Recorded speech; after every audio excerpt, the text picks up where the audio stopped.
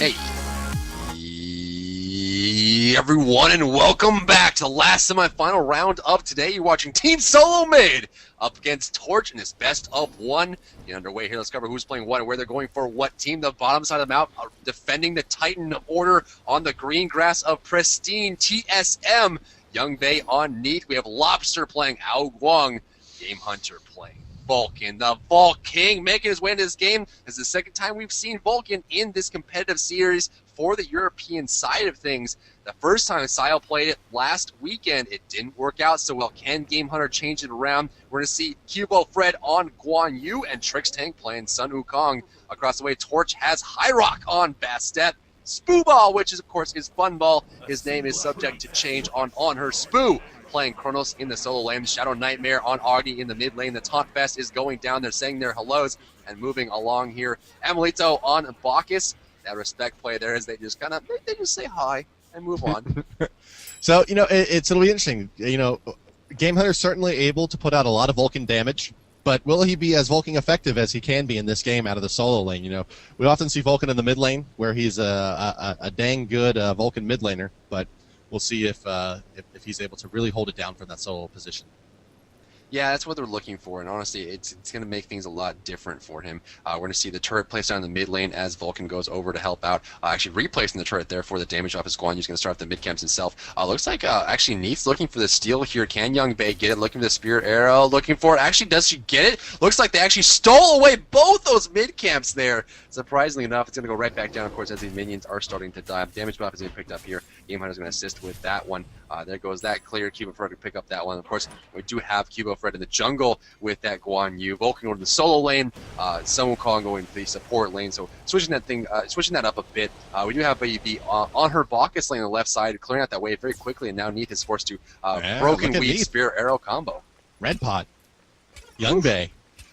Eamon feeling a little randy here today. He's going to go Red Pot Neith. So even though not necessarily generally considered a very kind of top-tier damage output style of range carry, definitely brings a lot of control globally to the table with the ultimate, and in the earlier stages of the laning phase has actually quite a bit of burst through ability. So Red Pot should do some serious work here for Young Bay, but can they really deal with the true Guardian versus Trix Tank's Wukong? That's really a difference here. Is that Bacchus has considerably more HP that Wukong really needs to make up for with harass and poke. It's a little unfortunate that you have a character like Kronos going against Vulcan in the solo lane. Honestly, not really a great choice to face off here. And that just comes down to the picky stage of TSM and the way they decided to mix things up, putting that Vulcan on the back end. Kronos, a basic attack-based god, is going to have to hope for the opportunity to be able to split the time rift on the turret and the Vulcan itself. Now, I see a lot of people complain about the HP and durability of the turret from Vulcan. And honestly, it's for good reason. That turret does put out a lot of damage, but really the secret, the intuitive aspect of that turret is the fact that if you split up yourself and the turret, the enemy has to choose between who they want to clear out. If they focus on you, the turret's going to be doing damage the whole time. If they focus on the turret, you're going to be doing damage the whole time. So it splits it up so hard, and Kronos is not good at being able to handle both targets there. Not only that, but Vulcan's going to be knocking him up, throwing out that backfire, getting behind waves, and if Kronos tries to rewind, that Earthshaker could come out as well. So a good setup there for Vulcan. It's going to guarantee his early game farm. Yeah, and so, will Game Hunter be able to transition out of this lane? Vulcan really wants to kind of, I think, move towards the mid lane and throw that ultimate out, but Kronos has the superior run speed, so she'll be able to punish any rotations. But looking early in this lane here, Game Hunter bringing a lot of Vulcan damage to this lane and is harassing Spook quite well. Certainly have, and you saw him take out Meatball into the backfire into the turret. All of a sudden, Spoo has half HP, so Game Hunter controlling this very, very easily. We see Basset going to the jungle there, picking up this damage buff, making sure that he just makes that extra damage stack up all the way. Of course, that is refreshing that duration there. Lobster in the mid lane doing his little noodle dance. We'd like to welcome all the new people joining on the stream today for the Team Solo Mid support. Of course, Team Solo Mid is going to be your blue side, the bottom side of the map. Moving forward here, as far as the graph goes, they are in a slight lead right now. 1,800 experience, as well as 400 gold. Looking for kill left. Ambulance gets jump on Spiro, not going to land, but here comes the cavalry charge. Does he have the distance? Cubo Fred, Mike in the sun. Neith goes out the arrow. There goes first blood. Team Solo Mid gets a kill on the support tank. Rotation from Bastet might be too little too late. Indeed, it is. The Ryu Jingle Bang hits right on top. TSM, first blood. TSM really secures that nicely there, putting that red pot to use for Neath, making sure that ultimate gets in there to set up the stun for the Guan Yu there, as you mentioned, on the cavalry charge, able to secure that rather well. And that's a lot of burst damage that this particular lane brings to this. And in fact, TSM is all around a very bursty style of team. Wukong, lots of harass, able to burst fairly well in a team fight. Neath, really more of a burst style hunter than really any of the other ones. Although on her certainly brings out quite a bit of damage of his own. Lobster with the Aoguang ultimate, and of course Vulcan, who basically is nothing but a burst machine. But they are going up against what is effectively the best burster in the game in Agni. So if Agni is able to really control, I think, the team fights with those bombs, it will be a pretty tough and really difficult proposition for TSM to win those team fights, unless Game Hunter, reprises his role as the God Hunter and just takes this thing over. Yeah, absolutely. I mean, that's what he's looking for here. It's going to come down to whether or not Vulcan can land those Earthshakers. I mean, those are huge ultimates, long travel time, big distance, and a big delay between when they land. The area effect is quite large, but at the same time, it's very difficult to get those on point every single time. Mid lane, Trixie's going to rotate here on Shadow Nightmare, forcing him to dash out most likely. No, he's just going to eat it. Flame Strike, realizes there's no rotation, stun. Trixie going to get turned around on here. Guan Yu going to the enemy jungle. Bacchus far rotation. Right side, goes for the bomb, does it? Actually, the backfire, sprint, avoids it. There goes Earthshaker. Damage output isn't going to be enough. Of course, short range on that. Rewind comes out, and somehow Game Hunter gets out alive. There goes the Neath World Weaver. It's coming out. Box going to take it. No, it's going to go around. Hit it. Aoguang ultimate coming through, and Bastet is deleted here. Right side. All of a sudden, TSM turns a gank on Vulcan into a kill. Yeah, I think Bastet was like, "Oh, I'm gonna block it for." Oh, damn! like it just kind of seemed like put himself in position to really block that, and I think they thought that Spoo was gonna get dunked on by that Aoguang ultimate, and so Bastet, I'm not sure if he really wanted to block that, but ended up doing it. And Lobster smartly turns around, throws out that Spirit's Tempest, and down goes the Kitty. So Dragon trumps Kitty at this point in the game. 5 minutes 30 seconds in, ladies and gentlemen. If you are just joining us, 18,000 to 16,500 gold going the way of TSM, giving them that 1,500 gold advantage. 5 minutes and 40 seconds in, they're up to 2 kills. Oh, absolutely. I mean, that's what they're looking to start with, and it's a little bit unfortunate right now. We're going to see the Heartseeker being started up here by Youngbei, most likely going to the Aussie build. Spoo Ball, of course, Fun Ball already starting with that build, skipping the boots. Fun Ball known for skipping boots. In fact, he's been skipping boots since the dawn of time. The hipster bootless He's never actually worn shoes. Yeah, it's just he doesn't have shoes. He just hates them. Mid lane, we see Lobster pushing up here. The mid camp should be responding quite shortly within the next 20 seconds or so. Agni does have 3 bombs over his head right now. That's signified by the halo that he has with each individual dot that rotates around. That tells you he has 3 bombs available, and those cost no mana, so he has the opportunity to use those at his whim right now. Belch the Gods coming out there from Bacchus, trying to get a stun there, not going to get it in time. Mid camp comes up, bomb comes down. Is it going to leash him? And indeed it will. One bomb waste. Emilito getting quite low here. Do they get the kill? He's going to back off. Mid camps might be stolen. Nope, that goes to TSM, and Shadowhammer has to retreat to the mid lane. So TSM continues to build their lead now up to 1,600 gold, 2,600 experience, and really the experience where they're pulling away. Trix Tank very, very deep in the enemy jungle. Does have a nice angle here onto Shadow Nightmare. They're pinging him out, though, and Bastet being played by High Rock shadowing him.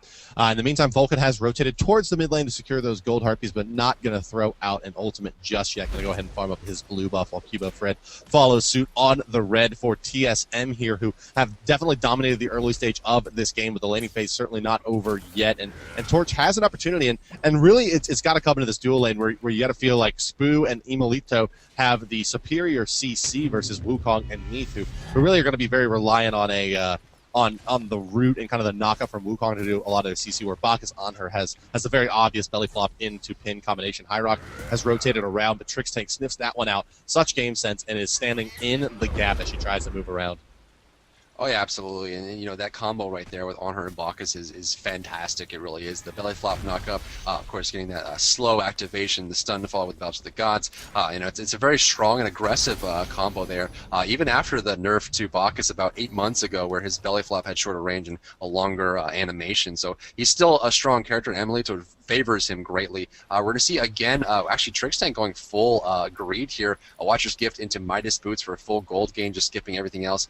Does have the mobility provided by Sun Wukong here, so that's going to be his benefit. He's going to hold on to it, and it hasn't really been punished up until this point. I mean, 0-0 and 2 gets the 72 transformations there on Fun Ball, Force Back Impale, Trix Tank to the wall. Agni is rotating over here. Shadow Nightmare wants to be a part of the fun, but not much fun is being had right now. Lobster looking to get a kill. Guan Yu's there as well, and Vulcan is completely pushing back the Chronos. Here comes the Earthshaker. Is going to hit. It's going to completely miss. and there goes Spoo kind of hanging around the tower. And you can't just Earthshaker in front of someone, even if you are Game Hunter. Yeah, it's just not going to hit in most cases. I think maybe he was trying to farm the wave there and just kind of missed, or was trying to kind of get a best of both worlds. Like if Kronos happened to go there and hit him, but he really was going for the wave, but mistimed it just a little bit there and only hit the big minion coming in. So it does chunk him down about half health, but probably not exactly what he was looking for. Trick's tank here has rotated across the map, has a nice angle on Shadow Nightmare, who is affected by the wind disease there. He stepped on that Alphonse tornado and now is ticking down slowly. And here we're going to see that Wukong does really, really well against Bacchus. I mean, as you would imagine, the perp can get basically stunned out in a couple different ways by Wukong. That's going to make it pretty tough. Now, Emilito in a lot of trouble. The World Weaver is going to be enough to secure that. Just tremendous coordination by TSM. They committed 100% to that kill and able to burn down a tank in the early game before he has those tanky items. And just keep his farm down and keep really... It's the On-Her that's going to be pinned back now, as Neath should have the ability to play up pretty aggressively, as they know where most of the players are on the map at this point. Oh, yeah, absolutely. I mean, it's tough. It really is, because that rotation comes out, and even a character like Bacchus, who has the belly flop, can just jump out, but the CC chain was fantastic. I mean, TSM has it down there. Game Hunter forcing Spoo back on the right side. The Neath ultimate, doing work. I mean, Young Bae hasn't left the lane, and he's 1-0-1. He just can sit there, shoot out those World Weavers across the map. Those are global ultimates, able to lock that down. Of course, they can be blocked, but at the same time, be careful. Here's a big rotation. Spoo get rotated on. There goes the same transformation. Does he have the rewind? It looks like he does not, as the dash from Guan Yu's going to get it. The cats are out. Trickstank forced back. Razor Claws cats trying to burn him down. There goes the hit. Trickstank should survive this one. Indeed, he will, as the cats are finished off promptly. Mid lane, Bacchus doing the best he can to push up this lane. Ao Guang is on his way back over. Augie looking for a stun. Has 3 bombs available. Belly flop not going to land. Belch the Gods coming out. The stun. There goes Tornado. Not going to set the stun either. Tornado's on top of Emilito, and they're going to back off. Right side, Guan Yu diving for High Rock. Talisol coming out. There goes the Hand of the Gods. Bastet once, and it kills, goes down on Vulcan as Fun Ball comes in. Each damage from High Rock looking for the dash. The Flame Wave in the face will be the end of Guan Yu there, and Torch is on the board. Yeah, Torch finds their first 2 kills of the match here, 10 minutes and 40 seconds in. However, they've given away quite a bit, 4,000 gold and 5,500 experience going the way of TSM. That's translating into really not a lot of major items being picked up here. However, you are going to have Game Hunter with a finished Void Zone and cooldown boots pretty early. Lobster going to have pen boots and a Void Zone as well. So actually not a Warlock Sash coming up from Alcohol, something we didn't really touch on.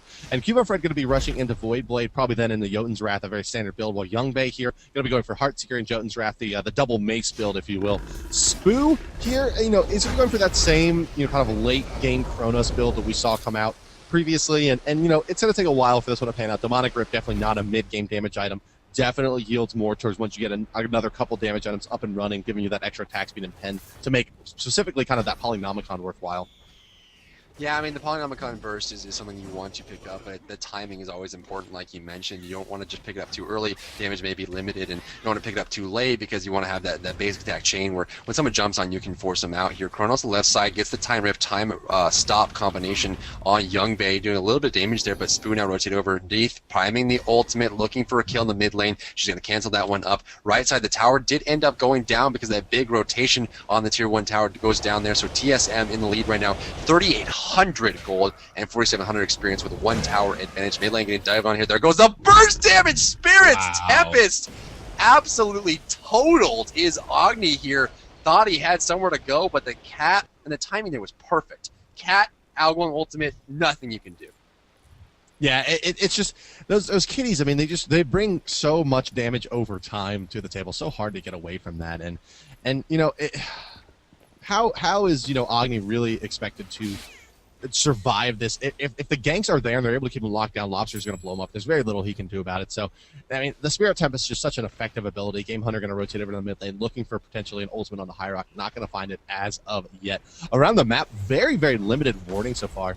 Torch really dominating the warding in terms of, at this moment in the game, 13 minutes in. If you are just joining us, it's a 4,000 gold lead for TSM. They are still at 5,500 experience, and we're approaching towards the end of the lading phase here, and I think that Shadow Nightmare's got to be looking at that active column and saying, there's just nothing there for me, and that's contributing a lot to that death. Oh, absolutely. He's going to finish off that focus Void Stone because that he's almost there. May as well get that extra penetration there, but he definitely does need active items. And we see this every now and then where players delay it long enough to get the damage output. But when you're getting pressured heavily, right side looks like Spoo's going to be forced out here. Pop sprint, pop speeds. Looking for the timer. Going to get it. Earthshaker comes out. It's going to hit. Damage output. No follow up as Hyrock rotates over. Neath ultimate. Do they have the block? Shadow Nightmare gets so close. I'm not missing this one, Spoo. I got you. I got you, man. Blocks that one out. The sun comes out from the time stop.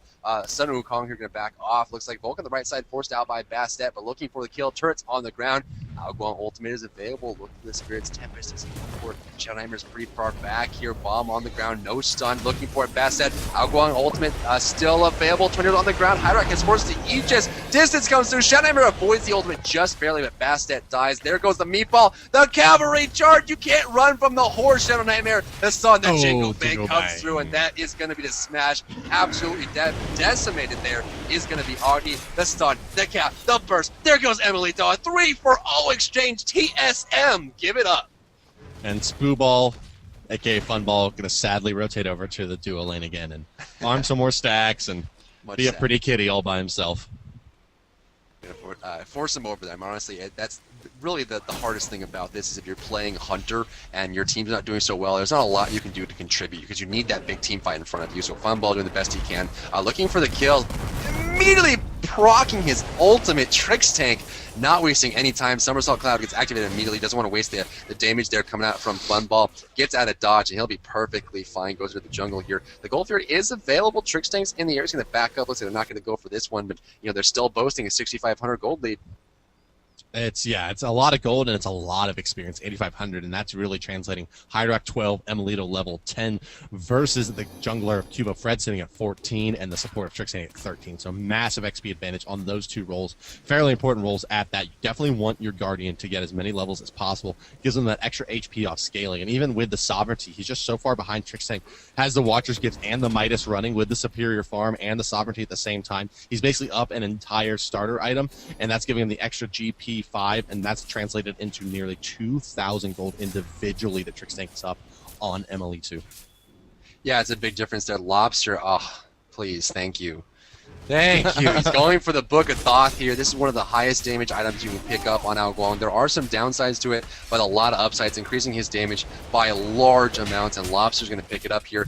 Focus Voidstone gets picked up first for the pen and the defense, and now we're going to start stacking that up, and I love it. It's a personal build that I use a lot, and I love him picking up here. He's priming the ultimate, looking for Funball, possibly not going to find it. There goes the ultimate activation. Cubo front in the back, and one more spin will do it. The cavalry charge doesn't hit. Bach gets over the wall, goes for the Intoxic, gets the hit. Funball goes down, but Cubo Fred's going to fall in the process. Trick Tank, it's going to hit Shadow Nightmare, throwing him into the wall, but the time rift will rift right through Sun Wukong here, and he goes down. Yeah, and that the Spirit Tempest has had a pretty nice success rate so far this game. Does a lot of damage there, but Lobster may have overstayed his welcome here. He's going to hit at least one mob. Going to avoid the stun from Spoo, which is good for now, and going to actually avoid a lot more damage there, and maybe has zoned them out with the tornadoes. Wonderful play by Lobster there. I mean, just such a great individual performance. Avoids a lot of damage, probably a couple thousand damage, in fact, and then does a great job of zoning the team's ability to really chase after him. Lobster, such a smart player. What a heads-up play, and we're going to see an item here for the first time today. Book of Thoth for the Noodle. Yeah, I love it. It gives you a bunch of mana, gives you a bunch of MP5, gives you a bunch of magical power, but the passive there on the Book of Thoth stacks with the Graceful Winds passive from Guang, increasing his damage based on his overall mana, maximum mana that is. So it makes him his damage go up so high, and really that's what Guang is about. As long as you have the penetration in the back end, you see him pick up with the Shoes of the Magi, Focus Voidstone. The pen is there, now the damage is going to be following up and just adding gravity to the situation. So those ultimates are going to start hurting more and more and more. Mid-camp's picked up here. Vulcan's going to go down the line of CDR into Pen here with Obsidian Shard, Focus Voidstone himself. Across the way, still no actives on Shadow Nightmare. Still has that Tier 1 Bancroft's Talon. The Tier 2 Obsidian Shard has been picked up. He's just going full Pen himself, looking for that true damage on the Rainfire Flame Wave combination, plus the stuns on the back end. 17 minutes and 35 seconds into this match. It looks like we still have a 7,500 gold lead for TSM. Torch needs to start doing something quick. Yeah, they really need to find a way to get back into this game, and it should start with Shadow Nightmare's Obsidian Shard being finished here. It gives them a lot more burst damage. May even a little bit later build into the Spirit of the Match as well, Game Hunter. We're going to pretend we didn't see that, buddy. Missing a meatball on minions over there. Combat Blink available for Lobster here, though, is going to make him a much harder target to bring down, and And really in this game, I wouldn't be surprised to see the tier 3 beats coming out for both Young Bay and Game Hunter. Specifically, Game Hunter to get that cooldown reduction. Young Bay for more of the kind of just safety. And really it feels like, this one, they really need Spoo up and running. They need Shadow Nightmare to make the room as wow. Bastet just goes bye-bye. Do we call that a field goal or a kill? It's worth 3 points either way. Because they're going to go in here, they're going to take the tower, and they get the kill as well. That's going to yield nearly a 10,000 gold advantage for TSM now. But just kind of back to wrapping up the little analysis there, is that really you need Shadow Nightmare to have his Obsidian Shard finish, start being a bigger, kind of damaging presence in this team fight, so Spoo can get some room to finish off his Polynomicon and start building an Errata Tahuti, so he actually has enough damage to be a threat to anybody. And that's really primarily the way this game is going to go for now. You see Game Hunter just abusing Spoo in the mid lane, forcing out an ult as over on the left side. TSM wants to continue to regress. They're chasing Cubo. Fred is torched, but it could be one of those at what cost situations. The Shadow Nightmare may fall again here. Jingu Bang into knock up Tricksting, starting to do a lot of damage. Shut out under tower. Spirit Temp is coming through on the backside. Not finding too much damage, but Agni stays a little too long and gets cleaned up by Jingu Bang. In the meantime, Game Hunter does secure that kill onto Spoo. At the end of the day here, it's just TSM is fighting on all fronts and winning. That's the Earthshaker right there. Great snipe coming out from Game Hunter. Finally able to hit home. Like we said, it's a very hit or miss ability. I guess all abilities are hit or miss, but to the same coin, able to get it or not get it makes him very, very effective, or just completely wasted. Bastet gets picked off there by Teleassault there from the Guan Yu. Neath ultimate use. There goes Funball, absolutely surrounded. Just 3-on-1 smash fest in left lane. TSM able to get a couple kills there. Of course, actually 4 kills, more than a couple. So it was Lobster. Four kills, a 4-4 exchange. Gold Fury is available. TSM sitting 10,000 gold lead right now, and this is the dreaded 10k gold lead that they're able to boast right now, especially given the fact that it's not really from towers. 3,000 gold in the lead from towers, difference there.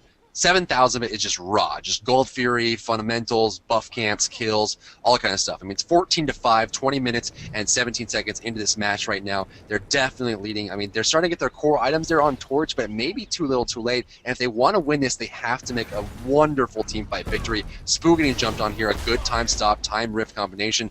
Shadow Nightmare going to dash away there. Shadow Nightmare finally picking up his first active item of the game. Belch of the Gods gets interrupted there by the spin to win from Sun Wukong here. Jingle Bang in response, but it's a lot of hurry up and wait. Yeah, it seems like TSM is just biding their time and able to really do whatever they want. 10,500 gold lead to their credit. They're dropping Neath Leaves over near the Fire Giant pit. It looks like they're really setting up to mobilize around that map objective. And if they get the Fire Giant, you just get the feeling that the rest of these towers and probably a couple Phoenixes are just completely forfeit. Oh, yeah, absolutely. And that's the biggest thing, is they need to get them. They need to get those towers, on Torch's side. But TSM, I mean, it's just done. I mean, if anything goes wrong, it's just free. Just free gold. 1,500 gold for the 2-2 towers there for TSM if they take them out. Fire Giant's available. Torch out of position on her across the map. You're not Apollo, Funball. You cannot fly. This is a bad situation for them to be in, and the Fire Giant's being started up here. Can they contest this? Bacchus is here with tier 3 Hand of the Gods. Can they contest it? They're going to leash it completely and go for the initiation. There goes a time stop. Cavalry charge coming out. Good stun. Cats on the ground. Pat the flames. Root. Earthshaker coming through. Gets the double kill. Boom goes the dynamite. Spooball gets out of dodge. Tornado on the ground, but it's already a 3-for-0 exchange. TSM, ladies and gentlemen. Finally, Vulcan comes out strong. It finally happened. Right, we were just waiting for that thing to dunk down, do all the damage. It shakes the earth. It is appropriately named. TSM finds a Fire Giant. And it seems like our Nostradamus predictions are going to come through here. And these towers are basically completely forfeit to TSM. It's going to be very hard for Torch to really properly aggress them. They're down the Bastet and the Bacchus ultimate. Bacchus ultimate really being the important one in that equation. Spoo and Spooball both have their ultimates available, however, so they can at least go fairly deep with the Cronus and try to get some damage out. He's got his Polynomicon done as well, but they can't zone Young Day out for putting in the damage to this tower. That's even more gold going the way of TSM. 13,500. My God, I mean, what can you really do at this point? It's so difficult to deal with what's coming out here. And Lobster finally finished that Book of Thoth. And honestly, a little bit late. They don't even need the stacks right now, nor does he have the time to stack it up anymore. So a little bit delayed on that one. And again, one of the downsides there for Book of Thoth is the timing on it, whether or not you get the stacks up. 75 stacks is quite a lot there. Deathbringer completed for Young Bay, now finally looking to finish off those combat boots into Warrior Tabi, most likely coming up next there. 3-0 and 7 on Young Bay. And honestly, I don't know how many of his his 10 kill involvements were just him shooting an ult across the map, and actually we're there to just shoot arrows at people. But I mean, that ultimate from Neath is always a threat. Yeah, you know, and the ultimate from Neath setting up the Game Hunter ultimate at this point will probably give anybody. So that's really, you know, the danger I think now is Torch. They can't really try to maybe like go for a flank or get Bassett to the backlines really effectively, because if they overextend and someone gets caught out by a fully charged World Weaver, that is going to be a very, very splattered person as that nuclear launch comes in from Vulcan. So the final tower is going to be going down. No more tier 2s or tier 1s remaining for Torch Gaming. The gold lead is enormous. The XP lead is enormous. Fire Giant buff is active, giving them back 6% of their HP every second, and TSM is looking to move into the finals. And it's looking like it's going to be pretty hard for Torch to hold them out. Neath looking for the ultimate, Emily to force back by the backfire. That is a very, very careful situation for Torch to be in. Time Rift comes out on the turret, not able to kill it in one shot. However, Phoenix under pressure. Neath ultimate coming out. High Rocket bursted down. Emily to by himself, and Toxic comes out, but he's going to fall as well. Trixtank taking about half HP and damage, goes up onto his cloud. There goes the cavalry charge. Look for the horse. The ring around the rosy comes out as the Phoenix goes down. A double hit coming out from the meatball of Destiny really there nice as Game Hunter forces them away. The left Phoenix is under pressure, Bart. I don't know how it's going to go for Nuclear launch detected. Earthshaker gets boom! Damage! And he has the Void Stone too. I mean, it's completely worthless, honestly, at this point in the game, because you can run back into the base and heal it up, and really it would have been much better spent on checking down the Titan. But man, is it ever fun to watch.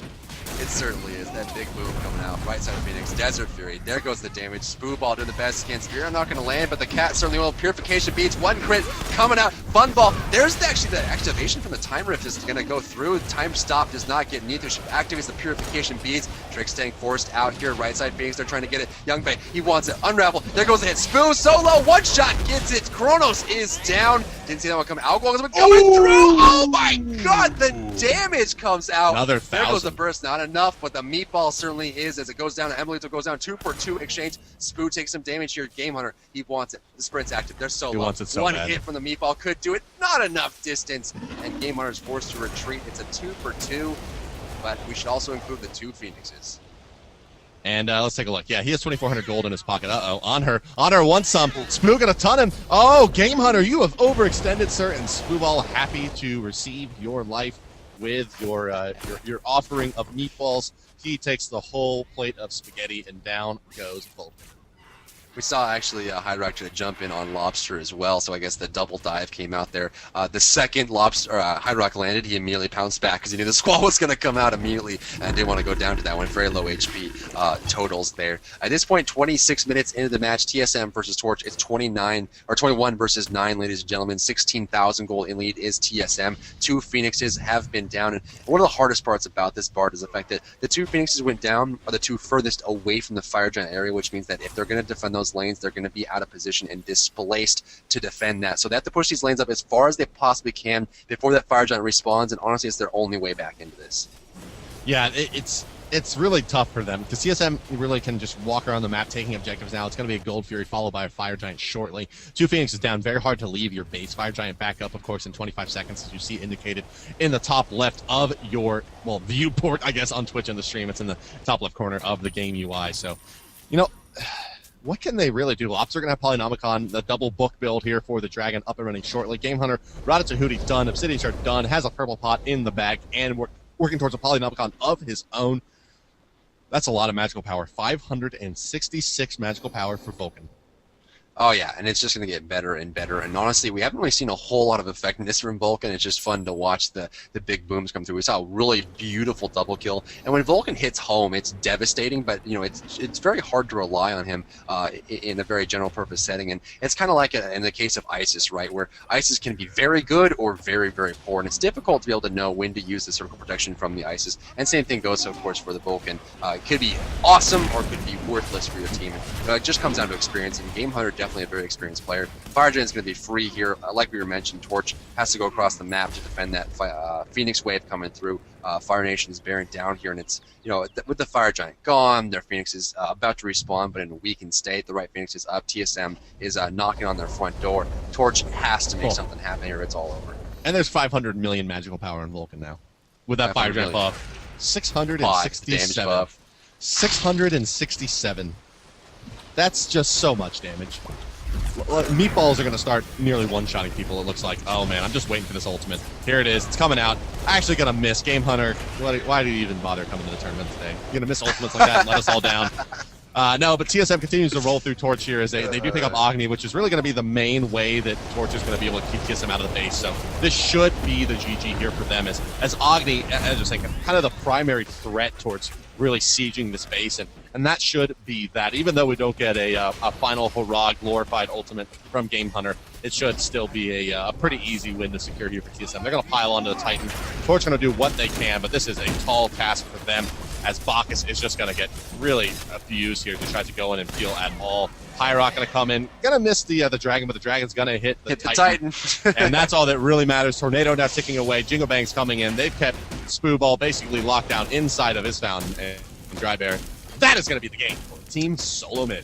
Wow, 21,600 gold difference here between TSM and Torch. Team SoloMid proving why they are, the sponsor team and one of the premier teams here in Europe. And one of the biggest things about this, and we've talked about this several times today, is the fact that the seeding points between the grand finalists today, Cloud9, HyperX, and Team SoloMid are even. So whoever wins this will pull ahead. 100 points for first place, 60 points in the seeding.